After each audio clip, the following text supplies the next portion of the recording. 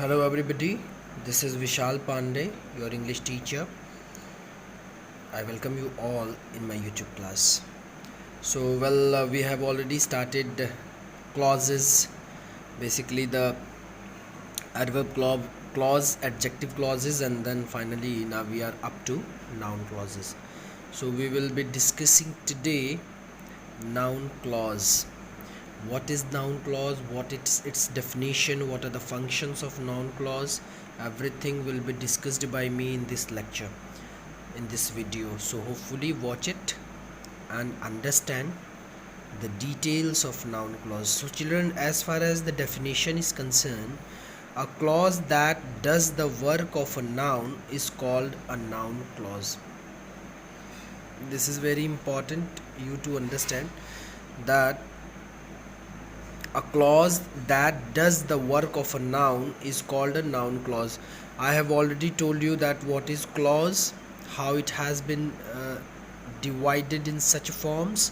Then you should remember this, and if it is working as a noun, then it will be called a noun clause. We will see the different functions of noun and we will understand it.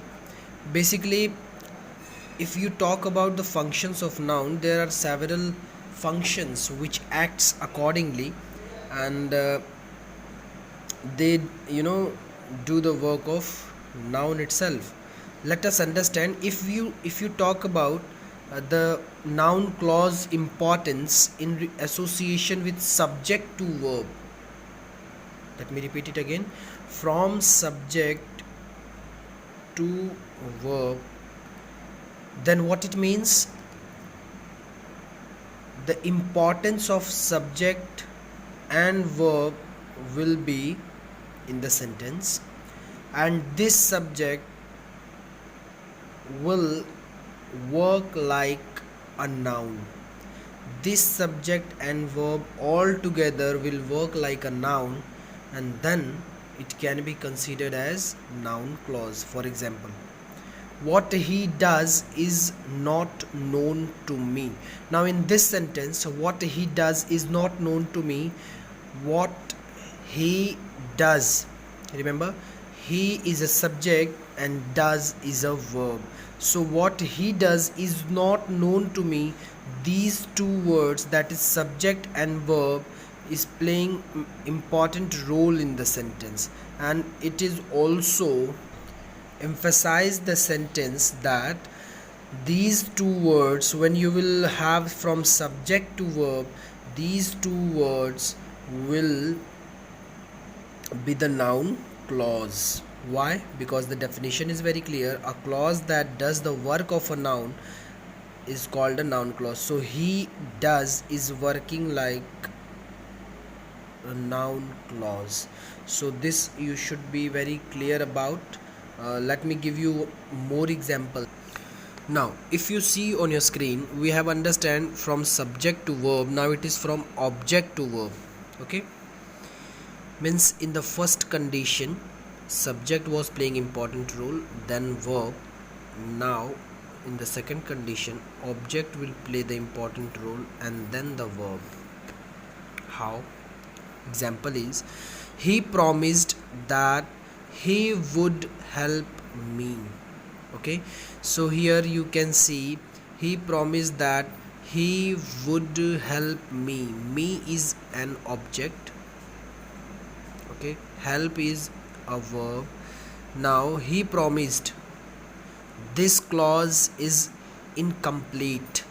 This he promised is an incomplete clause, and it depends on the second clause, basically on help and me.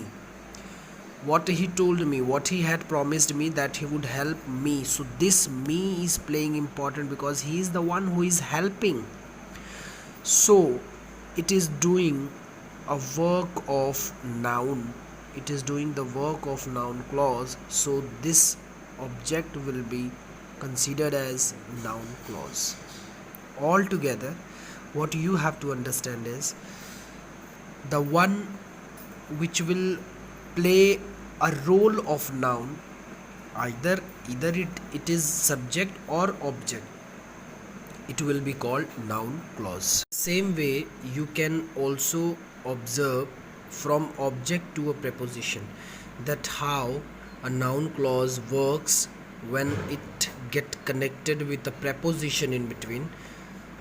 From this point of view, you can understand that from subject to verb you have learnt, and then from object to verb you have learnt, and now from object to a preposition. For example, you can see the preposition used in between this sentence, and you can see from here as well. What you understand by this, let us understand the example. Please attend to what I say.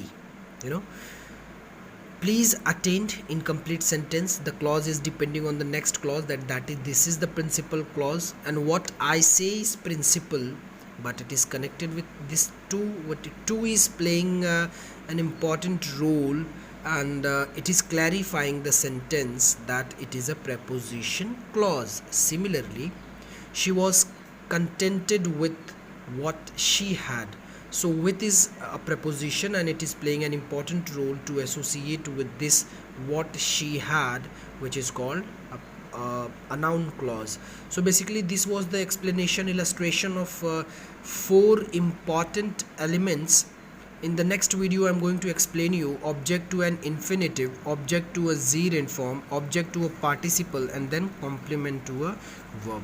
Watch this video as many times, it will be very beneficial to you all, and yes, you are free to make notes and all. Okay, take care, bye bye.